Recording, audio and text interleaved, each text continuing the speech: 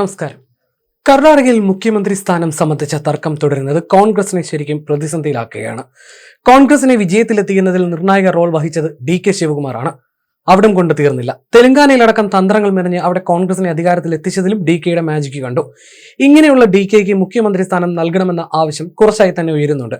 പ്രവർത്തകടക്കം ഈ വികാരമുള്ളവരാണ്. എന്നാൽ സിദ്ധരാമയ്യ എന്ന സീനിയർ നേതാവിനെ എങ്ങനെ മെരുക്കുമെന്നതാണ് ഹൈക്കമാൻഡിന് മുന്നിലുള്ള പ്രതിസന്ധി. ഈ വിഷയത്തിലെ തർക്കം തീർക്കാൻ കേൾപ്പുള്ളവർ ഇല്ലെന്നതാണ് അവസ്ഥ. കർണാടകയിലെ മുഖ്യമന്ത്രി സ്ഥാനം സംബന്ധിച്ച തർക്കത്തിൽ ഡിസംബർ 1 തീരുമാനമാകുമെന്നാണ് പുറത്തുവരുന്ന റിപ്പോർട്ടുകൾ. ഡിസംബർ 1 തുടങ്ങുന്ന പാർലമെന്റിന്റെ ശീതകാല സമ്മേളനത്തിന് മുമ്പ് കർണാടകയിലെ രാഷ്ട്രീയ സാഹചര്യത്തിൽ കോൺഗ്രസ് ഹൈക്കമാൻഡ് നിർണായക തീരുമാനം എടുക്കുമെന്ന് പ്രതീക്ഷിക്കുന്നതായി മുതിർന്ന പാർട്ടി വൃത്തങ്ങൾ സൂചിപ്പിച്ചു. ഇത് സംബന്ധിച്ച് ഉടൻ തന്നെ കോൺഗ്രസ് പ്രസിഡന്റ് മല്ലികാർജ്ജുൻ ഖാർഗെയും രാഹുൽ ഗാന്ധിയും തമ്മിൽ കൂടിക്കാഴ്ച നടക്കും. ഈ കൂടിക്കാഴ്ച ഇന്നോ നാളെയോ ഉണ്ടാകുമെന്നാണ് കരുതുന്നതെന്ന് ഇരുവരുമായും ബന്ധപ്പെട്ട വൃത്തങ്ങൾ അറിയിച്ചു. അത് കഴിഞ്ഞാൽ ഉടൻ കർണാടക മുഖ്യമന്ത്രി സിദ്ധരാമയ്യയും ഉപമുഖ്യമന്ത്രി DK ശിവകുമാറിനെയും ഡൽഹിയിലേക്ക് വിളിപ്പിക്കും. നവംബർ 28 29 ആയിരിക്കും ഇതെന്നും സൂചനയുണ്ട്. അധികാരം പങ്കുവെക്കുന്നതുമായി ബന്ധപ്പെട്ട് നേതാക്കൾ പൊതുമധ്യത്തിൽ നടത്തുന്ന അഭിപ്രായ പ്രകടനത്തിൽ ഖാർഗെ ആശങ്ക പ്രകടിപ്പിച്ചു. പാർലമെന്റ് സമ്മേളനത്തിന് മുമ്പ് ഇക്കാര്യത്തിൽ ഒരു തീരുമാനം ഉണ്ടാക്കാനാണ് സാധ്യത. പാർട്ടിയിൽ വിള്ളലുണ്ടാകുന്നത് തടയുകയാണ് ഹൈക്കമാൻഡിന്റെ ലക്ഷ്യം.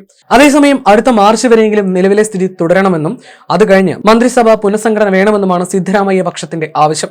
അധികാരം കൈമാറുന്നതുമായി ബന്ധപ്പെട്ട് കോൺഗ്രസ് കൃത്യമായ പ്ലാൻ മുന്നോട്ട് വെക്കണമെന്നാണ് ശിവകുമാർ പക്ഷം ഉന്നയിക്കുന്നത്. 2023 സർക്കാർ രൂപവൽക്കരിക്കുമ്പോൾ സിദ്ധരാമയ്യയും DKയും തമ്മിൽ മുഖ്യമന്ത്രി സ്ഥാനം പങ്കുവെക്കുന്നതിനെക്കുറിച്ച് ഏകദേശ ധാരണയാക്കിയിരുന്നുവെന്നും അത് നടപ്പാക്കണമെന്നുമാണ് ഇവരുടെ ആവശ്യം. ഇക്കാര്യത്തിൽ അവസാന വാക്ക് രാഹുൽ ഗാന്ധിയുടെയും കോൺഗ്രസിലെ മുതിർന്ന നേതാക്കളുടെയും ആയിരിക്കും. കർണാടക യൂണിറ്റിനുള്ളിൽ തന്നെ സമ്മർദ്ദം ശക്തമാകുമ്പോൾ ഹൈക്കമാൻഡ് അതിന് വഴങ്ങുമോ എന്നാണ് അറിയേണ്ടുന്നത്. രാഹുൽ ഗാന്ധി പിന്തുണയ്ക്കുമെന്ന ഉറച്ച വിശ്വാസത്തിലാണ് സിദ്ധരാമയ്യയും അനുയായികളും. മാത്രമല്ല MLA-മാരുടെയും പിന്തുണയും സിദ്ധരാമയ്യയ്ക്കാണ്. ശിവകുമാർ മുഖ്യമന്ത്രിയാകുമെന്ന് അദ്ദേഹത്തിന്റെ വിശ്വസ്തരിൽപ്പെടുന്ന രാംനഗര MLA ഇക്ബാൽ പരസ്യമായി പ്രഖ്യാപിച്ചിരുന്നു. ഇത്തരം പരസ്യ പ്രസ്താവനകളിലും ഊഹാപോഹങ്ങളിലുമാണ് പാർട്ടി ഇപ്പോൾ ആശങ്ക പ്രകടിപ്പിച്ചിരിക്കുന്നത്. അതിനിടെ DKയുടെ അതൃപ്തി മുതലാക്കാൻ BJPയും രംഗത്തുണ്ട്. കർണാടകയിൽ കോൺഗ്രസ് ഉപമുഖ്യമന്ത്രി DK ശിവകുമാറിനെ പിന്തുണയ്ക്കുമെന്ന് BJP വ്യക്തമാക്കി. കേന്ദ്രം ആവശ്യപ്പെട്ടാൽ പിന്തുണയ്ക്കുമെന്ന് BJP നേതാവ് സദാനന്ദ ഗൌഡ പറഞ്ഞു. DK ശിവകുമാർ പുറത്തുനിന്ന് പിന്തുണ നൽകിയാലും സ്വീകരിക്കും. മുഖ്യമന്ത്രി സ്ഥാനത്തെ ചൊല്ലി കോൺഗ്രസിൽ ഭിന്നത രൂക്ഷമായ സാഹചര്യത്തിലാണ് BJPയുടെ പ്രതികരണം.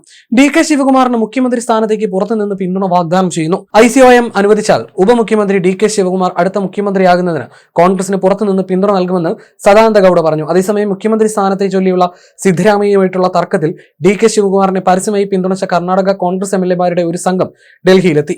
കർണാടക സർക്കാരിലെ നേതൃമാറ്റത്തെക്കുറിച്ചുള്ള അഭ്യൂഹം മാസങ്ങളായി ഭരണകക്ഷിയായ കോൺഗ്രസിനെ അലട്ടിയിരുന്നു. 100 കോൺഗ്രസ് MLA-മാർ DKസിനെ പിന്തുണയ്ക്കുമെന്ന് പറഞ്ഞ രാമനഗര MLA ഇക്ബാൽ ഹുസൈനും സംഘത്തിലുണ്ടായിരുന്നു.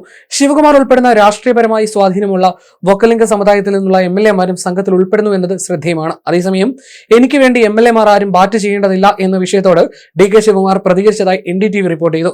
2023 നിയമസഭാ തെരഞ്ഞെടുപ്പിന് ശേഷം മുഖ്യമന്ത്രി സ്ഥാനത്തിനായി സിദ്ധരാമയ്യയും ശിവകുമാറും തമ്മിൽ ശക്തമായ മത്സരമുണ്ടായിരുന്നു. എന്നാൽ കോൺഗ്രസ് ശിവകുമാറിന് ഉപമുഖ്യമന്ത്രി സ്ഥാനവും കർണാടക PCC അധ്യക്ഷ പദവിയും നൽകുകയായിരുന്നു.